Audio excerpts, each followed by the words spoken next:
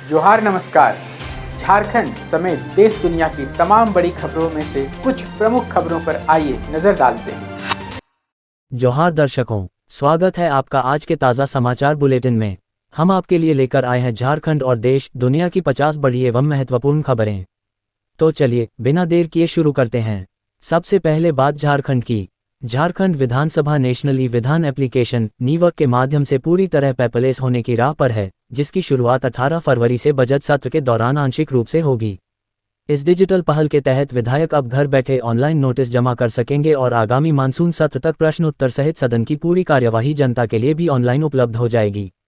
झारखंड में न्यूनतम तापमान में वृद्धि के साथ कड़ाके की ठंड से राहत मिलने के आसार हैं, जहां जमशेदपुर जैसे जिलों में पारा 32 डिग्री तक पहुंचने से दिन में गर्मी का एहसास होगा। हालांकि रांची और पलामू प्रमंडल में मौसम सुहावना रहेगा, वहीं गुमला जैसे क्षेत्रों में अभी भी कड़ाके की सर्दी का असर बना रहेगा। जमशेदपुर स्थित XLRI ने सत्र 2023 से 25 में 100% प्लेसमेंट का रिकॉर्ड कायम रखा है, जहां उच्चतम पैकेज 1.1 करोड़ रुपये और औसत पैकेज 31.08 लाख रुपये सालाना दर्ज किया गया। देश के इस सबसे पुराने मैनेजमेंट संस्थान में कंसल्टिंग, बैंकिंग और मार्केटिंग जैसे प्रमुख क्षेत्रों की 172 दिग्गज कंपनियों ने शिरकत की, जो इसकी शैक्षणिक उत्कृष्टता और मजबूत इंडस्ट्री नेटवर्क को दर्शाता है। रांची में तकनीकी खामियों के कारण SSC MTS और हवलदार परीक्षा अचानक रद्द होने से दूर दराज से आए अभ्यर्थियों में भारी आक्रोश है, जिन्होंने परीक्षा प्रबंधन और निजी एजेंसियों की कार्यप्रणाली पर सवाल उठाते हुए विरोध प्रदर्शन किया। आयोग ने 11 फरवरी की पहली पाली की परीक्षा निरस्त करते हुए नई तिथि की घोषणा बाद में करने की बात कही है, जबकि छात्र अब पूरी प्रणाली में पारदर्शिता और जवाबदेही की मांग कर रहे हैं। रांची के सुखदेवनगर में अतिक्रमण हटाओ अभियान के विरोध में स्थानीय निवासियों ने रातू रोड पर सड़क जाम कर उग्र प्रदर्शन किया, जिससे घंटों यातायात बाधित रहा और आम जनजीवन प्रभावित हुआ। बेघर हुए लोगों का आरोप है कि प्रशासन ने बिना पर्याप्त सूचना और पुनर्वास की व्यवस्था किए बुलडोजर चलाया, जबकि अधिकारियों ने इसे सरकारी जमीन को मुक्त कराने की एक वैध कानूनी कार्रवाई बताया है। झारखंड कोलियरी मजदूर यूनियन JCMU ने नए श्रम कोड, निजीकरण और ठेकाकरण के विरोध में 12 फरवरी 2026 को एक दिवसीय राष्ट्रव्यापी हड़ताल का आह्वान करते हुए कोल इंडिया प्रबंधन को नोटिस सौंपा है। यूनियन ने वेतन समझौते के लिए JBCCI 12 के गठन और ग्रेच्युटी राशि बढ़ाने जैसी मांगों पर जोर दिया है, जिससे राज्य में कोयला उत्पादन और आपूर्ति प्रभावित होने की प्रबल आशंका है। झारखंड में शिबू सोरेन के निधन और दीपक प्रकाश का कार्यकाल समाप्त होने से खाली हो रही 2 राज्यसभा सीटों के लिए सियासी हलचल तेज हो गई है, जिसमें संख्या बल के आधार पर पहली सीट झामुमो के पक्ष में जाती दिख रही है।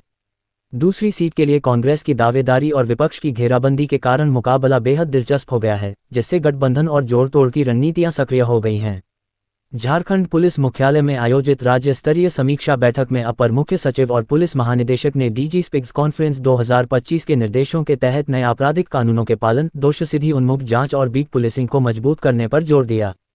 इसके साथ ही उग्रवाद उन्मूलन, महिला व SC/ST सुरक्षा और आधुनिक तकनीक NATGRID AI के प्रभावी उपयोग के माध्यम से अपराध नियंत्रण एवं जन जागरूकता बढ़ाने के कड़े निर्देश दिए गए। हुसैनाबाद में नगर निकाय चुनाव के दौरान सार्वजनिक और निजी संपत्तियों पर अवैध रूप से चुनावी पोस्टर लगाकर आचार संहिता की खुलेआम धज्जियां उड़ाई जा रही हैं। प्रशासनिक निष्क्रियता के बीच अधिकारियों का ध्यान मुख्य रूप से मीडियाकर्मियों पर कार्रवाई करने तक सीमित है, जिससे जमीनी स्तर पर चुनावी नियमों का अनुपालन महज दिखावा साबित हो रहा है।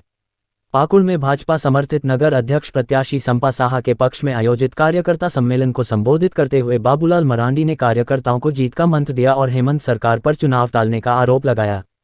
उन्होंने तंज कसते हुए कहा कि शहरी क्षेत्रों में भाजपा की मजबूत पकड़ से डरकर राज्य सरकार ने इन चुनावों को दलगत आधार पर कराने की हिम्मत नहीं दिखाए। झारखंड ATS ने अंतर्राष्ट्रीय नारकोटिक्स कंट्रोल बोर्ड के अलर्ट के बाद साइक्लोरफिन नामक खतरनाक सिंथेटिक ओपियोइड के प्रति राज्य के सभी जिलों में हाई अलर्ट जारी किया है। SP ऋषभ झा ने पुलिस अधिकारियों को निर्देश दिया है कि वे तस्करी और दुरुपयोग रोकने के लिए खुफिया जानकारी जुटाएं और सीमावर्ती क्षेत्रों सहित संवेदनशील स्थानों पर विशेष निगरानी सुनिश्चित करें। झारखंड में नगर निकाय चुनाव और बोर्ड परीक्षाओं की तिथियां एक साथ पड़ने के कारण झारखंड एकेडमिक काउंसिल JAC ने 11वीं और 12वीं की परीक्षाओं के शेड्यूल में बदलाव किया है। संशोधित कार्यक्रम के तहत इंटर की 23 फरवरी वाली परीक्षा अब 24 फरवरी को होगी, जबकि 11वीं की परीक्षाएं 25, 26 और 28 फरवरी को आयोजित की जाएंगी। दुबई की एक कंपनी में बंधक बने झारखंड के 14 में से 11 प्रवासी मजदूर सरकार और समाजसेवी सिकंदर अली के प्रयासों से 11 फरवरी 2026 को सुरक्षित वतन लौट आए हैं। अक्टूबर 2025 में काम के लिए विदेश गए इन मजदूरों ने मजदूरी न मिलने और उत्पीड़न की शिकायत की थी, जिसके बाद सक्रिय हस्तक्षेप के जरिए उनकी वापसी सुनिश्चित की गई। गढ़वा उपायुक्त के निर्देश पर 10,000 रुपये की रिश्वत मांगने के आरोपी राजस्व उप निरीक्षक शिवपत राम को भ्रष्टाचार के खिलाफ जीरो टॉलरेंस नीति के तहत तत्काल प्रभाव से निलंबित कर दिया गया है। जनता दरबार में मिली शिकायत और कॉल रिकॉर्डिंग की जांच में आरोपों की पुष्टि होने के बाद ये कार्रवाई की गई है। साथ ही आरोपी के विरुद्ध विभागीय जांच शुरू करने के आदेश दिए गए हैं। रांची में नगर निकाय चुनाव के मद्देनजर जारी वाहन जांच अभियान के दौरान रातू थाना क्षेत्र के कटहल मोड़ चेक पोस्ट पर एक कार से 9 लाख रुपए नकद बरामद किए गए हैं। वाहन सवार आभूषण व्यवसायी द्वारा नकदी से संबंधित वैध दस्तावेज पेश न कर पाने के कारण पुलिस और आयकर विभाग ने राशि जब्त कर चुनावी गतिविधियों में इसके संभावित उपयोग की जांच शुरू कर दी है। भाजपा प्रदेश अध्यक्ष आदित्य साहू ने सरायकेला में पार्टी प्रत्याशी सुमित चौधरी के चुनावी कार्यालय का उद्घाटन करते हुए नगर निकाय चुनाव में सभी 48 सीटों पर जीत का दावा किया और चंपाई सोरेन की नाराजगी को महज अफवाह बताया। इस दौरान उन्होंने राज्य सरकार पर कड़ा प्रहार करते हुए आरोप लगाया कि वर्तमान शासन में विकास ठप है और अपहरण एक उद्योग का रूप ले चुका है। नेता प्रतिपक्ष बाबूलाल मरांडी ने हेमंत सरकार पर अफसरशाही के हावी होने का आरोप लगाते हुए कहा है कि बजट निर्माण में वित्त मंत्री राधाकृष्ण किशोर की अनदेखी लोकतंत्र और जनप्रतिनिधियों का अपमान है। उन्होंने सवाल उठाया कि क्या वित्त मंत्री को उनके दलित होने, कांग्रेस कोटे से होने या 10,000 करोड़ रुपए की जांच की मांग करने के कारण मुख्यमंत्री द्वारा दरकिनार किया जा रहा है। रांची नगर निगम द्वारा वैंड मार्केट की दुकानों के लिए रीलॉटरी निकालने के फैसले के विरोध में दुकानदारों ने अपनी दुकानें बंद रख प्रदर्शन किया और इसे 2019 के आवंटन नियमों का उल्लंघन बताया। इस मामले में दुकानदारों के बीच मतभेद भी उभर कर सामने आया है, जहां पीछे के हिस्से वाले दुकानदार निगम के फैसले का समर्थन कर रहे हैं, वहीं अन्य इसे अधिकारियों की मिलीभगत और अन्यायपूर्ण कार्रवाई करार दे रहे हैं। रांची के डोरंडा से 7 दिनों से लापता 11 वर्षीय नेहा कुमारी टोपको चुटिया स्थित प्रेमाश्रय संस्थान में सुरक्षित मिली, जिसे मुरी आरपीएफ ने 4 फरवरी को ही बरामद कर चाइल्ड वेलफेयर कमेटी सीडब्ल्यूसी को सौंप दिया था। इस मामले में पुलिस और सीडब्ल्यूसी के बीच समन्वय की भारी कमी उजागर हुई है, क्योंकि बच्ची के संस्थान में होने की जानकारी पुलिस को तब मिली जब मीडिया में खबर प्रकाशित हुई। झारखंड ग्रामीण स्वास्थ्य मिशन समिति (NHM) ने चयन प्रक्रिया में गड़बड़ी और योग्य अभ्यर्थियों को बाहर रखने की शिकायतों के बाद 298 पदों पर होने वाली अनुबंध आधारित बहाली को रद्द कर दिया है। मुख्यमंत्री सचिवालय के निर्देश पर हुई जांच में अर्हता संबंधी अनियमितताओं की पुष्टि होने के बाद अब इन पदों के लिए नए सिरे से विज्ञापन प्रकाशित किए जाने की संभावना है। सुप्रीम कोर्ट ने जमीन घोटाला मामले के आरोपी विनय कुमार सिंह को 2 मामलों में नियमित जमानत दे दी है और उनकी पत्नी स्निग्धा सिंह को 3 मामलों में किसी भी प्रकार की दंडात्मक कार्रवाई से अंतरिम राहत प्रदान की है। सुनवाई के दौरान कोर्ट ने इस बात पर गहरी चिंता और आश्चर्य व्यक्त किया कि सुप्रीम कोर्ट से जमानत मिलने के बावजूद याचिकाकर्ता के खिलाफ नए मामले दर्ज कर उन्हें दोबारा रिमांड पर लिया गया। जमशेदपुर के बहुचर्चित कैरों गांधी अपहरण कांड में नया खुलासा हुआ है कि वारदात में इस्तेमाल फॉर्च्यूनर पर उद्यमी संदीप मल्होत्रा की कार का नंबर 1231 लगा था, जिसके बाद पुलिस अब उद्यमी की संलिप्तता या गहरी साजिश के कोण से जांच कर रही है। इस हाई प्रोफाइल मामले में कुल 16 आरोपियों में से अब तक केवल 6 की गिरफ्तारी हो सकी है, जबकि मुख्य साजिशकर्ता और इस्तेमाल की गई गाड़ी का पता लगाना पुलिस के लिए अब भी बड़ी चुनौती बना हुआ है।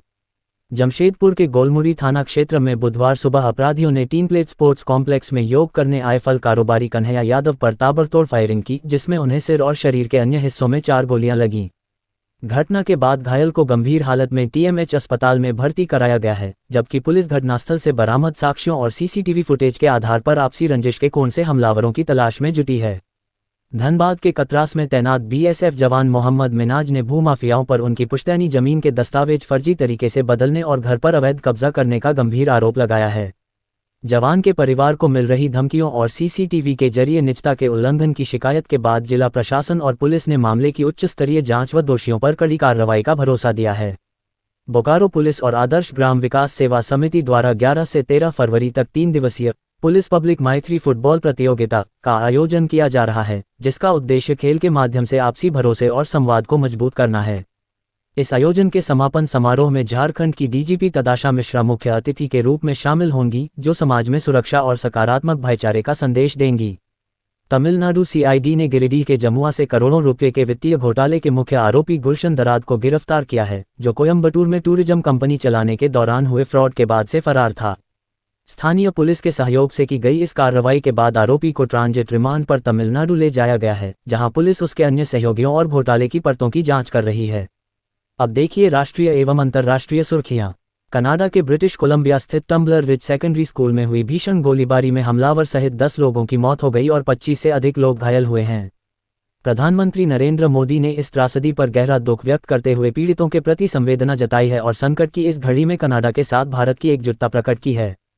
भारत अमेरिका के बीच होने वाली $500 अरब की प्रस्तावित ट्रेड डील में व्हाइट हाउस ने बड़ा बदलाव करते हुए एग्रीकल्चर और दालों पर टैक्स कटौती जैसे वादों को अपनी फैक्ट शीट से हटा दिया है, जिससे अब इन खरीदारियों को लेकर अनिश्चितता बढ़ गई है। हालांकि रूस से तेल न खरीदने की शर्त पर अमेरिका ने भारतीय सामानों पर टैरिफ 50% से घटाकर 18% करने का फैसला बरकरार रखा है, जिससे कपड़ा और लेदर जैसे भारतीय उद्योगों को राहत मिलेगी। केंद्रीय मंत्री हरदीप सिंह पुरी ने राहुल गांधी द्वारा एप्स्टीन फाइल्स को लेकर लगाए गए आरोपों को खारिज करते हुए स्पष्ट किया कि उनकी मुलाकातें केवल इंटरनेशनल पीस इंस्टीट्यूट (ईपी) के प्रतिनिधिमंडल के सदस्य के रूप में हुई थीं। वहीं संसदीय कार्य मंत्री किरेन रिजिजू ने राहुल गांधी के भाषण को झूठ और बेबुनियाद आरोपों से भरा बताते हुए इसे विशेषाधिकार हनन का मामला करार दिया है। पाकिस्तान के रक्षा मंत्री ख्वाजा आसिफ ने संसद में स्वीकार किया है कि देश ने पिछले 20 सालों तक अमेरिका के हितों के लिए खुद को किराए पर दे दिया था, जिसके बदले अमेरिका ने पाकिस्तान का इस्तेमाल कर उसे टॉयलेट पेपर की तरह फेंक दिया। उन्होंने ये भी माना कि जिहाद के नाम पर आतंकी संगठनों को पालना और शिक्षा तंत्र में कट्टरपंथ घोलना एक ऐतिहासिक गलती थी, जिसका खामियाजा आज देश आर्थिक तंगी और बलूचिस्तान जैसी सुरक्षा चुनौतियों के रूप में भुगत रहा है। महान क्रिकेटर सचिन तेंदुलकर ने प्रधानमंत्री नरेंद्र मोदी से मुलाकात कर उन्हें अपने बेटे अर्जुन तेंदुलकर और सानिया चंदोक की शादी का निमंत्रण दिया है, जिसकी तस्वीरें उन्होंने सोशल मीडिया पर साझा की हैं। अर्जुन और सानिया का विवाह 5 मार्च 2026 को एक निजी समारोह में संपन्न होगा, जिसमें प्रतिष्ठित कारोबारी परिवार की सानिया और गोवा के लिए खेलने वाले ऑलराउंडर अर्जुन वैवाहिक बंधन में बंधेंगे। बॉलीवुड अभिनेता रणवीर सिंह को व्हाट्सएप वॉइस नोट के जरिए करोड़ों रुपए की रंगदारी और जान से मारने की धमकी मिली है, जिसमें भेजने वाले ने खुद को लॉरेंस बिश्नोई गैंग से जुड़ा बताया है। रणवीर की शिकायत के बाद मुंबई पुलिस ने उनकी और दीपिका पादुकोण की सुरक्षा बढ़ा दी है और क्राइम ब्रांच इस मामले की जांच में जुट गई है। लोकसभा में बजट चर्चा के दौरान राहुल गांधी ने भारत अमेरिका व्यापार समझौते को राष्ट्रीय आत्मसमर्पण करार देते हुए आरोप लगाया कि सरकार ने देश के कृषि क्षेत्र और डेटा सुरक्षा को अमेरिकी हितों के लिए दांव पर लगा दिया है। उन्होंने तेल आयात नीति में अमेरिकी हस्तक्षेप और वैश्विक अस्थिरता का हवाला देते हुए चेताया कि यह नीति देश की संप्रभुता और भविष्य की आर्थिक सुरक्षा के लिए गंभीर खतरा है। पटना सिविल कोर्ट को अज्ञात ईमेल के जरिए छठी बार बम से उड़ाने की धमकी मिलने के बाद परिसर को खाली कराकर सघन तलाशी अभियान चलाया गया, जिससे कामकाज पूरी तरह ठप रहा। बार बार मिल रही इन धमकियों के कारण सुरक्षा व्यवस्था पर गंभीर सवाल खड़े हो गए हैं। हालांकि अब तक की जांच में पुलिस को कोई भी संदिग्ध वस्तु प्राप्त नहीं हुई है। बिहार में यातायात व्यवस्था को आधुनिक बनाने के लिए 5 मेगा एक्सप्रेसवे का निर्माण तेजी से किया जा रहा है, जिससे 120 किलोमीटर घंटा की रफ्तार के साथ लंबी दूरी का सफर अब आधे समय में पूरा होगा। ये हाई स्पीड कॉरिडोर न केवल राजधानी पटना से कनेक्टिविटी को सुगम बनाएंगे, बल्कि राज्य में व्यापार, निवेश और कृषि उत्पादों की सुलभ आवाजाही के जरिए आर्थिक विकास को भी नई गति देंगे। ये थी आज की 50 बड़ी खबरें।